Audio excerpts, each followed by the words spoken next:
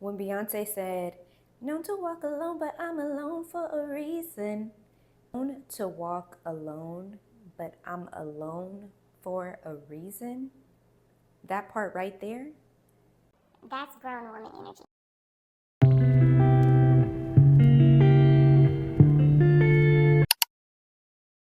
Hey ladies, welcome to my channel. If you're new, if you're not new, then hey girl, how have you been? For those of you that don't know, my name is Taji and I'm your go-to girl for all things self-growth, self-love, self-improvement, self-everything. We're all about self over here. So if that sounds like something that you're into or something that you've at least been trying to get into, then go ahead and lock in right here because I got something to say. This is going to be a continuous video from my last video, which was the steps 1 through 5 of how to go from girl to woman. This is going to be steps 6 through 10. So without further ado, let's jump right on into it, starting with number 6, and that is going to be dress how you want to feel. Something that I've always heard, and I'm sure you guys may have heard it too, is when you look good, you feel good. And honestly, that statement can't be any more true. Clothes really have the power to shift your energy and make you feel either good or bad depending on what you're wearing or how much effort you put into what you are wearing. So outfits that feel elevated, put together, and confident are really going to help you to embody that mood. Honestly, that goes for underclothes too, ladies. Now, don't shoot the messenger, okay? I'm just the messenger.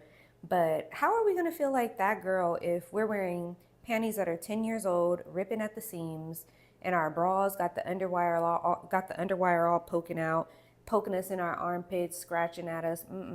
No ma'am, no ham, no turkey. We ain't doing that. Throw it away, okay? Throw it away. Also, we are no longer saving our outfits for someday. Put on that skirt or that little two-piece. Spray that perfume. Put those earrings on, even if it's just for a grocery run. We are not saving our clothes for a special occasion anymore. Like, I can't tell you guys how many times I used to just buy something and leave it up talking about like, oh my gosh, I'm going to wear this when the day comes. Like when I go somewhere special. No.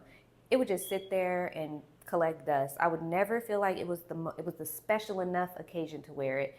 And then I would just wear all my regular stuff, all my stuff I didn't really care about every day. And really, how you show up wherever you go is how you feel. Every day is a special occasion, so put that on. Spray the perfume, wear the jewelry, wear the clothes.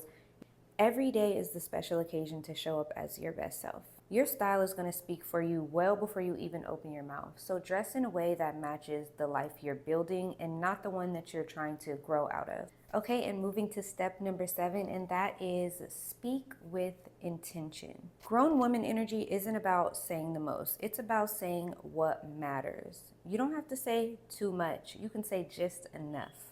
You don't always have to speak to fill in silent spaces.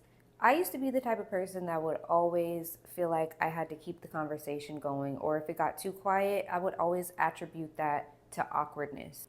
But I learned that constant talking or constant conversation doesn't equal confidence or depth in a situation or when I'm around people. I learned that silence can be golden.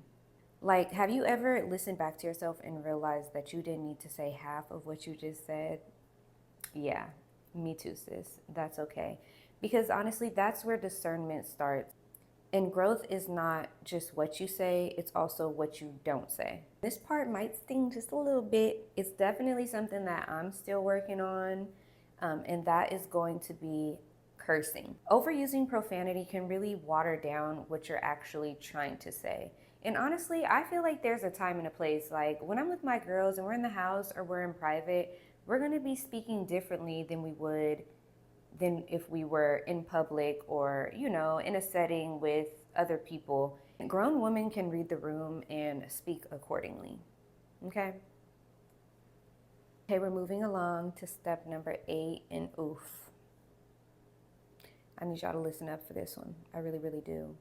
Number 8 is going to be guard your reputation and learn how to read the room.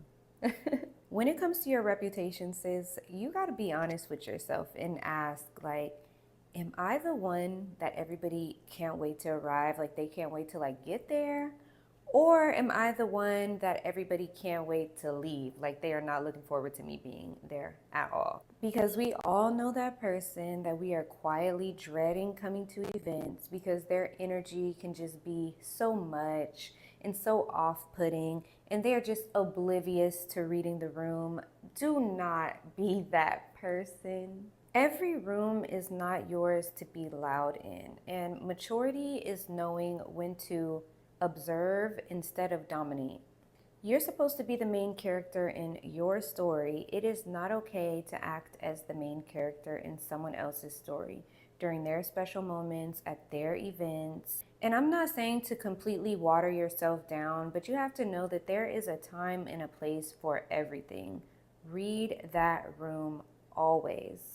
People may forget what you said, they may forget what you did, but they will always remember how you made them feel. How you carry yourself in unfamiliar and professional settings matters. Your reputation is how you are able to network with the right people, get invited to beneficial events, and build genuine and strong connections with people. Emotional intelligence is grown woman energy. Your reputation is like currency, and you have to guard your name like it's credit, because in many ways it is. So don't let 5 minutes of impulse ruin years of progress that you've made. And moving on to step number 9, which is keep a little bit of mystery about yourself.